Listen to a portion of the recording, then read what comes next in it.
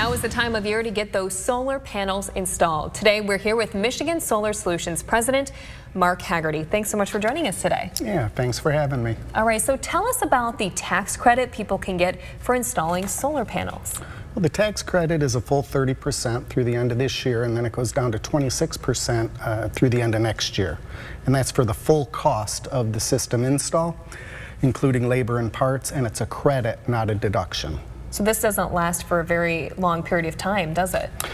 It does have a midnight clause. It's slowly decelerating through the span of the next couple of years, but it gives people plenty of time to look, determine if it makes sense for them. All right, sounds good. So what is net metering?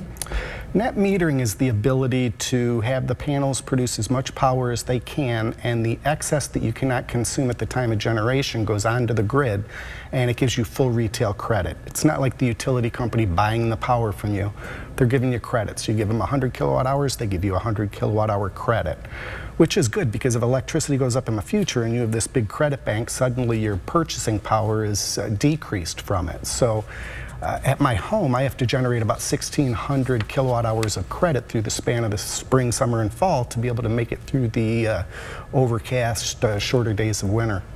So here's something that I think a lot of people wonder about. Is solar really doable in Michigan?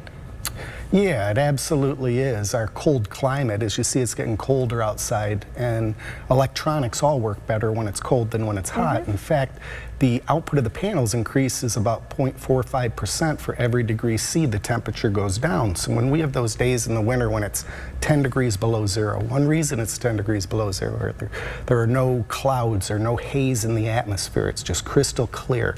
Those days will generate about 20% more than they ever could in other climates like Arizona, New Mexico, and the more hot, arid climates. In fact, our wires that we need are larger than these more traditional solar markets because of the increased power that we could generate at those points in time. Really interesting. Yeah, I mean, that's probably not what you'd think at first thought, but it makes sense when you explain it that way with the electronics. It definitely does, and that's one reason why that Deutsche Bank and Bloomberg states Michigan is the 15th best for return on investment for solar dollars in the country, 15th best. That doesn't mean we produce more than 35 other states. It means the value of what we produce is worth more than 35 other states. Very interesting. So is it possible to produce all your own power?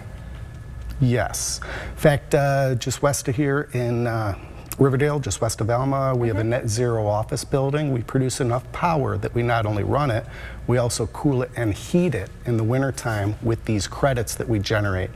Consumers Energy is going to be getting rid of net metering sometime next year, towards the end of next year. So now is the time to look and see if solar makes sense for you while you still have the tax credits and net metering. Very fascinating. Well, thank you so much for being here. Just incredible information.